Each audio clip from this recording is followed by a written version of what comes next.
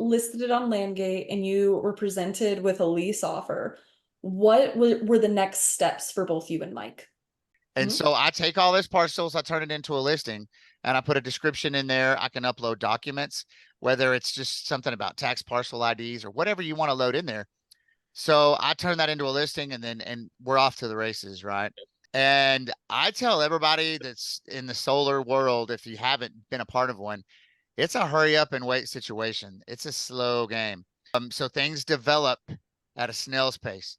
But here's the thing, when you put this out there, that's immediately going out to the world quickly, right? And people are watching for that. Or they're maybe, if they're a certain level of a subscriber, they may be getting emails on this.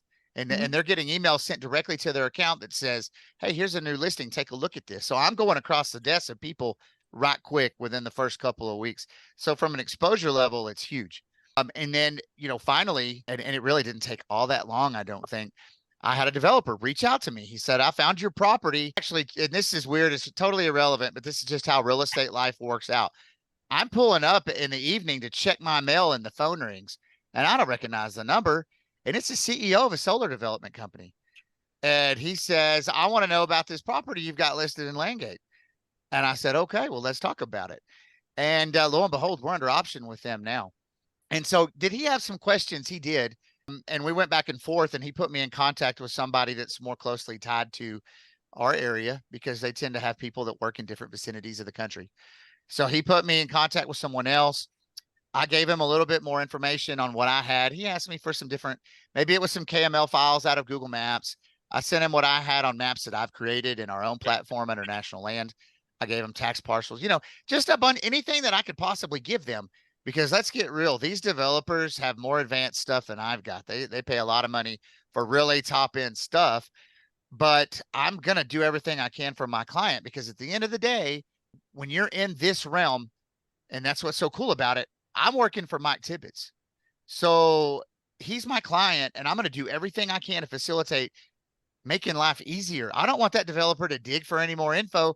They're going to have to go pay to find out about the carrying capacity of that line anyway. Anything I can do to represent my client in the best light is what I'm going to do.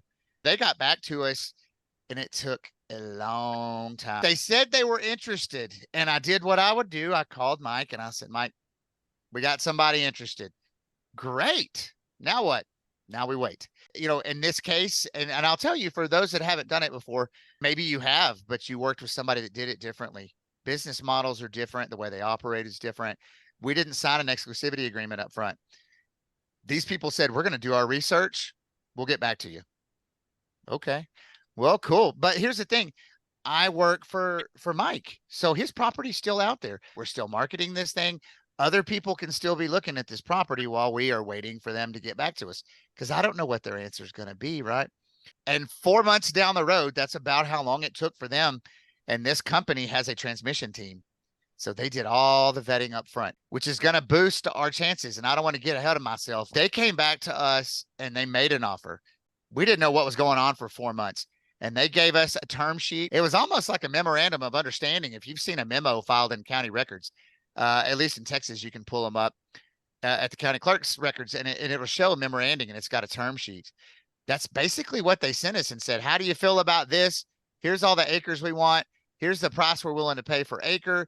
Here's the option period, or what due diligence. I'm sorry. So the due diligence window, here's what we'd pay in the due diligence. Now negotiations kicked off. But it was a mind blowing offer, and I was excited. If I could do a backflip without going into the hospital, I would have done one.